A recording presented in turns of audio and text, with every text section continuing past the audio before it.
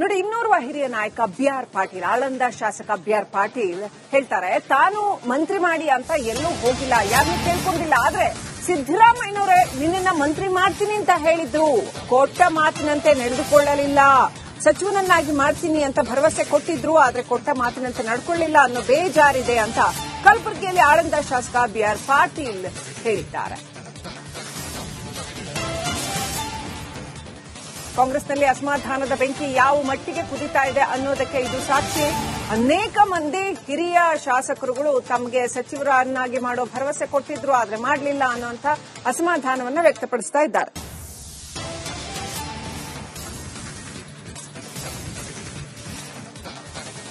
ನೋಡಿ, ನಾನಾಗಿನೇ ಸೋಮೋಟು ಮಂತ್ರಿ ಮಾಡುವಂತ ನಾನು ಎಲ್ಲಿ ಹೋಗಿರಲಿಲ್ಲ.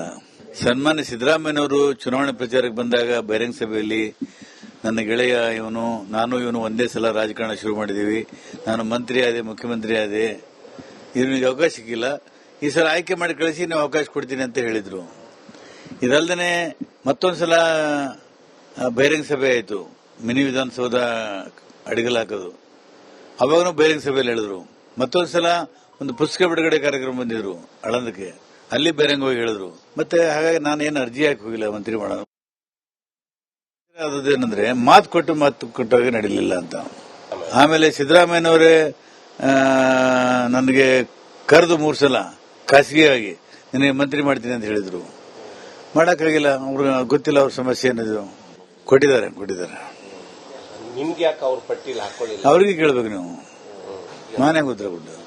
ಇಲ್ಲ, ನಾನು ಸನ್ಮಾನ್ಯ ಡಿ.ಕೆ. ಶಿವಕುಮಾರ್ ಅವರು ಯಾವತ್ತು ದಿವಸ ಮುಖ್ಯಮಂತ್ರಿ ಆದರು ಅವತ್ತೇ ಸಾಯಂಕಾಲ 7 ಗಂಟೆಗೆ ನಾನು ರಾಜೀನಾಮೆ ಕಳಿಸಿದ್ದೀನಿ.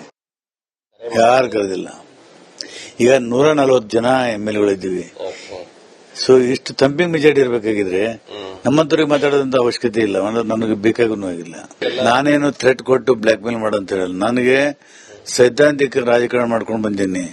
ನಾನು ಇನ್ನೇನೆ ನನ್ನ ಫೇಸ್ಬುಕ್ ಅಲ್ಲಿ ಬರ್ಕೊಂಡಾಗೆ ಅನೇಕ ಜನಪರ ಹೋರಾಟದಲ್ಲಿ ಭಾಗವಹಿಸಿದ್ದೀನಿ. ಅದೆಲ್ಲಕ್ಕಿಂತ ಮುಖ್ಯವಾಗಿ ಆಳಂದಲ್ಲಿ ನಡೆದಂತ ಓಟ್ ಚೋರಿ ಕೇಸನ್ನ ಅದನ್ನ ಹೊರತೆಗೆದು ಅದನ್ನ ಕೊಟ್ಟಿದ್ದೀನಿ.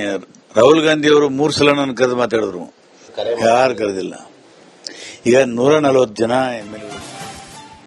ನೋಡಿ, ಇನ್ನೋರ್ವ ಹಿರಿಯ ನಾಯಕ ಬಿ.ಆರ್. ಪಾಟೀಲ್, ಆಳಂದ ಶಾಸಕ ಬಿ.ಆರ್. ಪಾಟೀಲ್ ಹೇಳ್ತಾರೆ, ತಾನು ಮಂತ್ರಿ ಮಾಡಿ ಅಂತ ಎಲ್ಲೂ ಹೋಗಿಲ್ಲ, ಯಾರನ್ನೂ ಕೇಳ್ಕೊಂಡಿಲ್ಲ. ಆದ್ರೆ ಸಿದ್ದರಾಮಯ್ಯನವರೇ ನಿನ್ನ ಮಂತ್ರಿ ಮಾಡ್ತೀನಿ ಅಂತ ಹೇಳಿದ್ರು, ಕೊಟ್ಟ ಮಾತಿನಂತೆ ನಡೆದುಕೊಳ್ಳಲಿಲ್ಲ.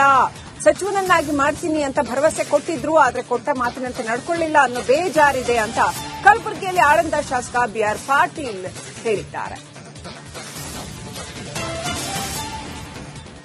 ಕಾಂಗ್ರೆಸ್ನಲ್ಲಿ ಅಸಮಾಧಾನದ ಬೆಂಕಿ ಯಾವ ಮಟ್ಟಿಗೆ ಕುದಿತಾ ಇದೆ ಅನ್ನೋದಕ್ಕೆ ಇದು ಸಾಕ್ಷಿ. ಅನೇಕ ಮಂದಿ ಹಿರಿಯ ಶಾಸಕರುಗಳು ತಮಗೆ ಸಚಿವರನ್ನಾಗಿ ಮಾಡೋ ಭರವಸೆ ಕೊಟ್ಟಿದ್ರು, ಆದ್ರೆ ಮಾಡಲಿಲ್ಲ ಅನ್ನುವಂಥ ಅಸಮಾಧಾನವನ್ನು ವ್ಯಕ್ತಪಡಿಸ್ತಾ ಇದ್ದಾರೆ.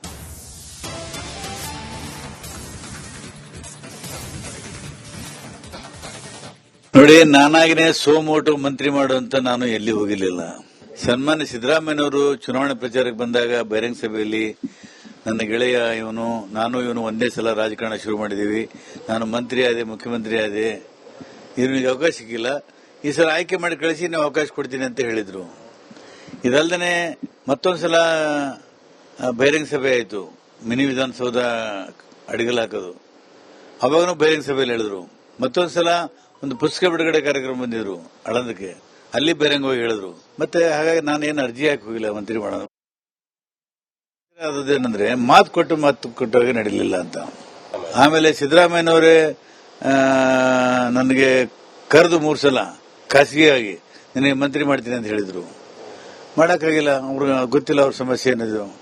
ಕೊಟ್ಟಿದ್ದಾರೆ. ನಿಮ್ಗೆ ಯಾಕೆ ಅವ್ರ ಪಟ್ಟಿಲಿ ಹಾಕೊಳ್ಳಿಲ್ಲ? ಅವ್ರಿಗೆ ಕೇಳ್ಬೇಕು ನೀವು, ನಾನೇ ಉತ್ತರ ಕೊಟ್ಟು. ಇಲ್ಲ, ನಾನು ಸನ್ಮಾನ್ಯ ಡಿ.ಕೆ. ಶಿವಕುಮಾರ್ ಅವರು ಯಾವತ್ತು ದಿವಸ ಮುಖ್ಯಮಂತ್ರಿ ಆದರು ಅವತ್ತೇ ಸಾಯಂಕಾಲ 7 ಗಂಟೆಗೆ ನಾನು ರಾಜೀನಾಮೆ ಕಳಿಸಿದ್ದೀನಿ. ಯಾರು ಕರೆದಿಲ್ಲ. ಈಗ 140 ಜನ MLAಗಳಿದ್ದೀವಿ. ಸೊ ಇಷ್ಟು ತಂಪಿಂಗ್ ಮೆಜಾರಿಟಿ ಇರಬೇಕಾಗಿದ್ರೆ ನಮ್ಮಂತವ್ರಿಗೆ ಮಾತಾಡೋದಂತ ಅವಶ್ಯಕತೆ ಇಲ್ಲ, ನನಗೆ ಬೇಕಾಗೂ ಆಗಿಲ್ಲ.